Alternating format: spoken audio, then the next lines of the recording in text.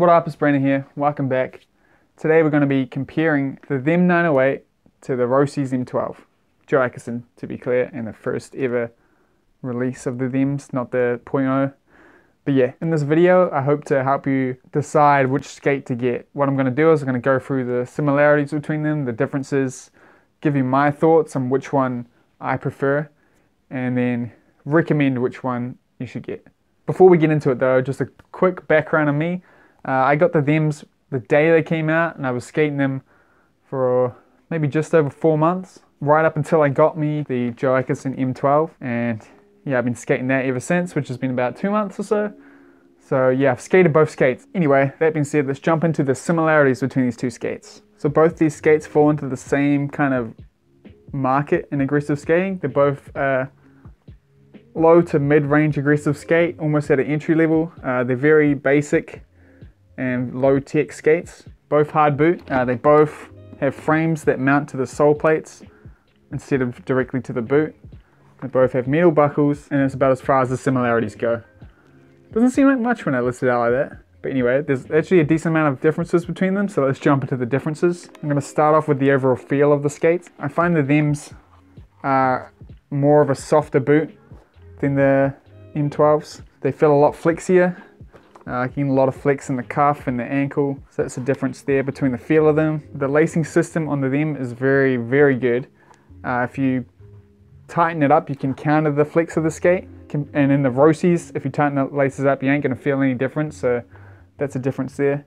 The trade-off with that though is you're going to be breaking laces a lot because the laces are actually doing something. I've had to buy new pairs of laces almost every month for these, and it got pretty annoying. I even was double lacing them, if you can see, and I was still breaking them. I heard you can get some waxed hockey laces and they won't break. But by the time I got my hands on some of those, I'd got some new skates, so I can't really confirm about that. Another good thing about the lace system is it eliminates the need for a 45-degree strap. So if you're looking to skate some 100mm wheels or something, these skates can be much better than the Roces. There's a lot more support there once you have the laces laced up. If you try big wheels on the Roces, your ankle's going to feel like it's going to snap, so it's not as nice. But this is definitely better for that. The sole plates are similar, but they're definitely different. I would say the them sole plate is bigger, just by like a fraction, but the shape of them is very different. If you can see here, the weird one being the them skate, the shape of the sole plate, it's thicker up the top than it is down the bottom here. The bottom here is probably about the same as an M12, but the top here is a bit bigger. And that creates quite a weird feeling when you're grinding. I found a lot of times I'll be doing like a sole grind and the heel of the grind would just pop out and I'd fall out and just get absolutely owned. I know a lot of people will wear that out and it'll become the same, but I don't think I've ever done that, so maybe I already have, but it never felt quite so locked. So it's not really a good difference. Where the traditional, the sole plate here on the M12 was like really good, perfect. I have no complaints about it. It feels really good.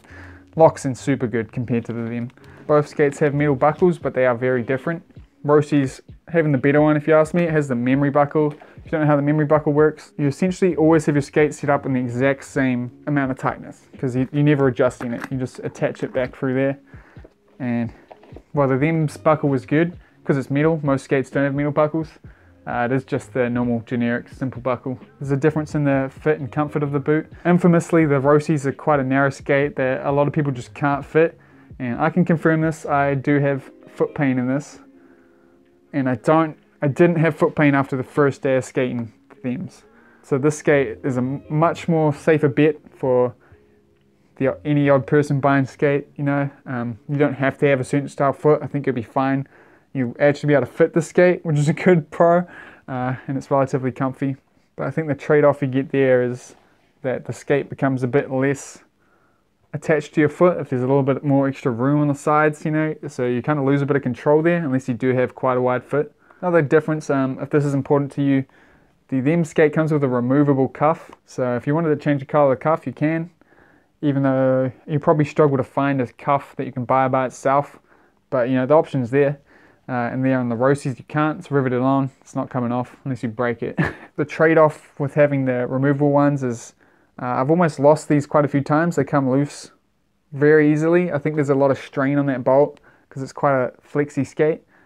They also get rounded very easily. One of these is permanently stuck on, so I can't really even change it, and it's also a little bit loose and I can't tighten it, which sucks. And I know a lot of people have had trouble with that from what I've seen on Reddit, even on the newer one, which sucks. So yeah, moving on to this boot, I don't really miss that. It's kind of just one less bolt that I have to worry about tightening, and yeah, I kind of like it. So that's me though. That's about all the differences I could find between these skates. Let's jump into my thoughts, even though I've already put a lot of thoughts in already.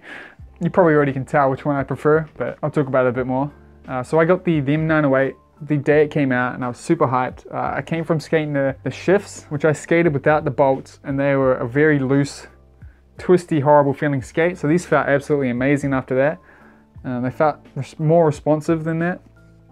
But I found after, 2 months or so, there's a lot of things I didn't like about the skate. I think a lot of factors adding up kind of just tarnished my feeling about it.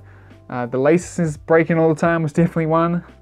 Just makes me feel like the skate's a bit lower quality just because I'm always breaking something on it. And after a while, my foot just started to feel like it was floating inside the skate. Like the skate didn't feel like it bent with my foot. It kind of just felt like it was moving around my foot. It wasn't a good feeling. And as soon as I got the M12s, this was like, I really noticed when I could suddenly actually control my feet. When I jumped on these skates, they instantly just felt so much more a part of me. And I felt like I had so much more control over all my grinds. Yeah, I think if you haven't noticed, I definitely prefer this skate over the thems. That being said though, that could have been all fixed because this is the first release, and I know that Drummond has hardened the plastic up, thickened the sole plate. So it probably feels a lot better now, but I'm not really too motivated to buy an identical looking skate, so I'll probably never know, but that's just my thoughts for now. So now I've gone through all the differences, similarities, and my thoughts on the skates. I'm going to tell you what I recommend.